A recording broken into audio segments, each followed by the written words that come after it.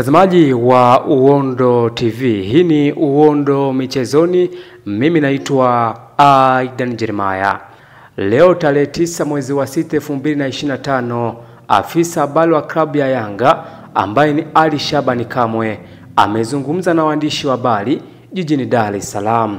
Amegusia suala la dabi kutochezwa na amebainisha namna ambavyo matakwa yao yanavyotaka yajadiliwe na bodi ya ligi, na ameeleza kwamba kama bodi ya ligi wakitekeleza hayo matakwa ambayo Young Africans wanahitaji, basi wapo tayari kuweza kucheza mchezo wa dabi, mchezo namba 184, yani dabi ya Kariakoo, Yanga Sports Club dhidi ya Simba Sports Club. Sasa ni kipi ambacho amekizungumza Ali Shabani Kamwe ambaye ni meneja wa habari na mawasiliano ndani ya klabu ya Yanga? Hiki hapa ambacho amekizungumza. Kwanza kabisa niwakaribishe sana ndugu zangu waandishi wa habari, na niwape pole kwa sababu ni short notice. Tumetangaza uwepo wa mkutano huo wa waandishi wa habari, lakini mmeitikia kwa wingi sana kuja hapa.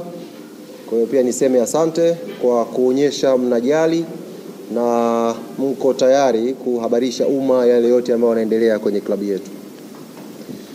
Kubwa ambalo tumewaitia hapa siku ya leo mida hii ya jioni hapa makao makuu ya klabu yetu ya Yanga. Leo wote mmeshuhudia uongozi wa klabu ya Young Africans tukiongozwa na makamu wetu wa rais, tukiwa kwenye ofisi za bodi ya ligi ya Tanzania, na tulikwenda leo pale mahususi kabisa kwa ajili ya mkutano. Siku ya tarehe 7 bodi ya ligi kuu hapa Tanzania iliwaandikia uongozi wa klabu ya Young Africans barua ya kuwaomba kushiriki kwenye kikao, na walikiita kikao maalum ambacho kilikuwa na ajenda moja tu, kujadili yanayohusu mchezo namba 184, mchezo wa Kariakoo Derby kati ya klabu ya Young Africa na Simba Sports Club.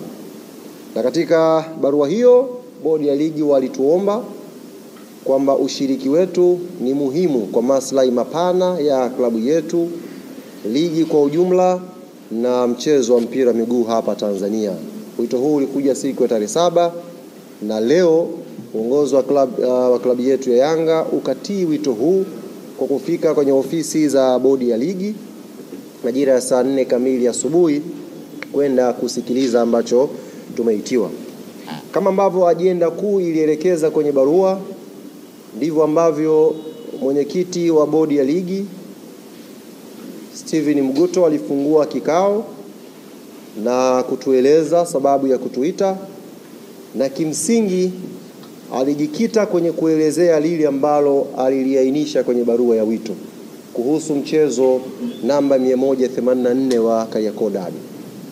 Waitaka kusikia kutoka upande wetu wa klabu ya Young Africans na sisi tusikie kutoka kwao. Kuclarify hapo, nimeona waandishi wengi, wachambuzi wengi mmeandika kilikuwa ni kikao cha maandalizi ya mechi. Si kweli. Hatukwenda kudiscuss maandalizi yoyote. Tulikwenda kudiscuss hiyo sintofahamu ya Kariakoo Derby, mchezo wa 184. Yamejadiliwa mengi kwenye kikao kile, na sisi klabu ya Young Africans tulipopewa nafasi ya kuzungumza tulizungumza mengi vile vile, kama ambavyo bodi ya ligi ilizungumza mengi pia kupitia kwa afisa mtendaji mkuu wa bodi ya ligi. Na baada ya pale tulifunga kikao kwa mwenyekiti wa bodi ya ligi kutujuza kwamba amepokea yale ambayo klabu ya Young Africans imeyafikisha na wanakwenda kuyafanyia kazi. Na CEO wa bodi ya ligi alisisitiza kwa uharaka wa ambayo tumeyasema na uharaka wa mchezo wenyewe, basi atafanyiwa kazi haraka ipasavyo na tutapata majibu kwa njia rasmi ya taasisi. Tumeondoka pale, tumefika hapa ofisini, tumemwona mtendaji wa bodi ya ligi Almas Kasongo akizungumza na waandishi wa habari na akigusia au akielezea yale ambayo yametokea kwenye kikao kile. jambo zuri amelifanya, lakini kwa masikitiko makubwa ambayo tuko nayo, tulifikiri kama aliamua kuyazungumza yaliyozungumzwa kwenye kikao, basi alikuwa na fursa ya kuzungumza yote. Azungumze yote ambayo yalijadiliwa kwenye kikao. Sio unazungumza kidogo, unaacha kidogo. Sasa kwa kuwa alikuwa na fursa ya kuzungumza mengi na ameyaacha, nitumie fursa hiyo kuyazungumza yote ambayo yamezungumzwa kwenye kikao.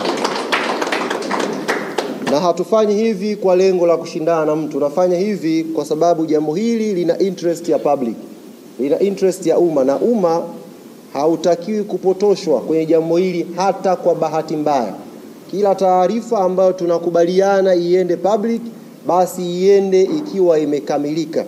Taarifa isiende nusu au mtu usichague taarifa kwa sababu inakupendelea wewe au inakufeva ndio uitoe kwa public. Toa taarifa sahihi kama umeamua kutoa taarifa sahihi.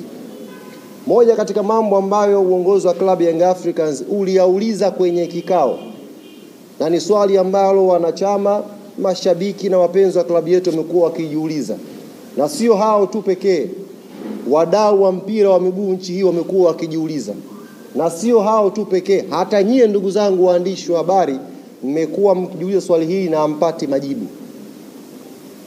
Swali gani? Ni kuhusu ripoti ya uchunguzi wa mechi ya Kariakoo Derby iliyopangwa kuchezwa Machi 8. Nini kilitokea hadi ile mechi ikaahirishwa? Hatujawahi kupata ripoti. Nyie hamjui ripoti, na sisi hatujui hiyo ripoti. Ilikuwa swali la kwanza kuulizwa kwenye kikao. Ndio maana nikasema unapokuja kuelezea taarifa ya kikao, ni vyema ukaelezea taarifa yote, usiguse nusu. Hapa kwenye ripoti, ndugu zangu waandishi wa habari, ni kweli bodi ya ligi wamekiri ripoti ipo na wanayo ya kilichotokea Machi 8.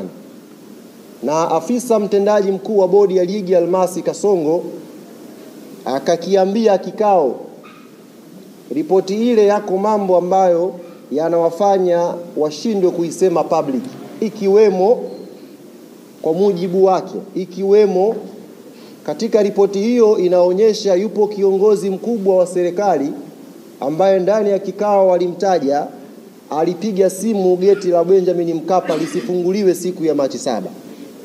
Nashangaa kwenye taarifa yake aliyozungumza na waandishi hajalisema hilo, lakini ndani ya kikao wamekiri ripoti iko wazi. Kwa hiyo nitumie fursa hii kuwaambia ndugu zangu waandishi wa habari, kuwajuza umma na Watanzania kwa ujumla, ripoti ya kilichosababisha Machi 8 mechi isipigwe ipo tayari na bodi ya ligi wako nayo.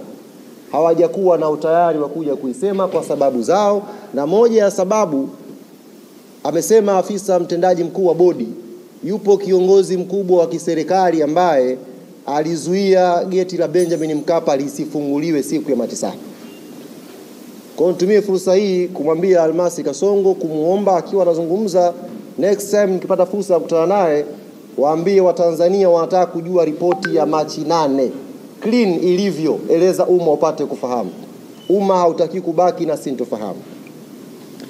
Mbali na hilo, tuliwasilisha ripoti yetu na tukaeleza matakwa ya klabu ya Young Africans. Tuliwasilisha ripoti yetu na tukaeleza matakwa yetu ya klabu ya Young Africans.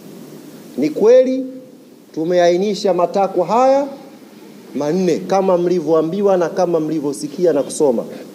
Tumepeleka matakwa haya 4. Lakini ukweli ambao hamjaambiwa, matakwa haya 4 tumeyagawa kwenye phase 2. Kuna matakwa ya muda mfupi na kuna matakwa ya muda mrefu. Tuelewane vizuri ndugu zangu waandishi wa habari. Na hii taarifa ni muhimu mkaipata ikiwa imenyooka ili umma upate kuelewa. Tumeitwa kwenye kikao kwa sababu ya mchezo namba 184. Mchezo huu ulihairishwa Machi 8, umepangiwa tarehe 15. Klabu ya Yanga imesema haitashiriki huo mchezo. Na ndio msimamo ambao uliwasilisha kwenye kikao mbele ya bodi. Ili tuweze kushiriki mchezo huo, tulikuwa na matakwa yetu mezani. Na matakwa hayo jumla alikuwa 4. Katika haya 4, ndugu zangu waandishi wa habari, 3 ni matakwa ambayo tunaamini yakitekelezwa kwa haraka, klabu yetu Young Africans itakuwa tayari kwenda uwanjani kwa tarehe nyingine tofauti na 15 kwenda kucheza mechi ya Kariakoo Derby.